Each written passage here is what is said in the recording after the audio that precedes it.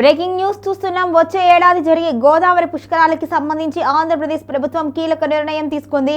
ఇక కేవలం 18 నెలల గడువు మాత్రమే ఉండడంతో అధికారులకు ఆదేశాలు జారీ చేసింది ప్రభుత్వం. మొత్తానికైతే ఏఐను ఉపయోగించుకొని అక్కడ ఏర్పాట్లు పూర్తి చేయాలి అని ఆదేశాలు జారీ చేసినట్లుగా తెలుస్తోంది. కుంభమేళాను తలపించేలా గోదావరి పుష్కరాలు నిర్వహించాలి అని, ఇందుకు యంత్రాంగం సన్నద్ధం కావాలి అని ముఖ్యమంత్రి నారా చంద్రబాబు నాయుడు అధికారులను ఆదేశించారు.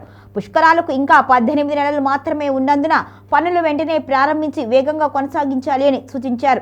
గోదావరి పుష్కర స్నానం ఆచరించేందుకు దేశ విదేశాల నుంచి సుమారు 10 కోట్ల మంది భక్తులు రాష్ట్రానికి వచ్చే అవకాశం ఉన్నందున అంచనాల నేపథ్యంలో అందుకు తగిన మౌలిక సదుపాయాలు కల్పించాలి అని ఆదేశించారు. ఈ మేరకు సచివాలయంలో గోదావరి పుష్కర పనులపై ముఖ్యమంత్రి తొలిసారి అత్యున్నత సమీక్ష నిర్వహించారు. పుష్కర ఏర్పాట్ల వివరాల గురించి అధికారులను అడిగి తెలుసుకున్నారు.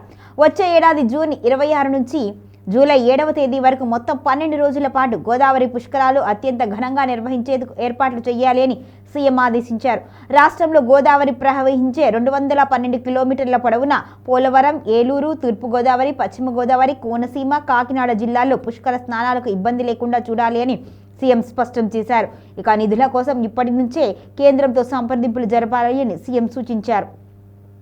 భక్తుల రద్దీకి అనుగుణంగా ఏర్పాట్లు చేసుకోవాలి అని సీఎం ఆదేశించారు. ముఖ్యంగా వసతి సమస్య తీర్చేలా టెంట్ హౌస్లను, హోమ్ స్టేలను అందుబాటులోకి తీసుకురావాలి అని సూచించారు. పుష్కర ఘాట్లలో ఎలాంటి ఇబ్బంది లేకుండా చూడాలి అని, ముఖ్యంగా మహిళలకు సంబంధించి ప్రత్యేక ఏర్పాట్లు చేయాలి అని ఆదేశాలు జారీ చేశారు.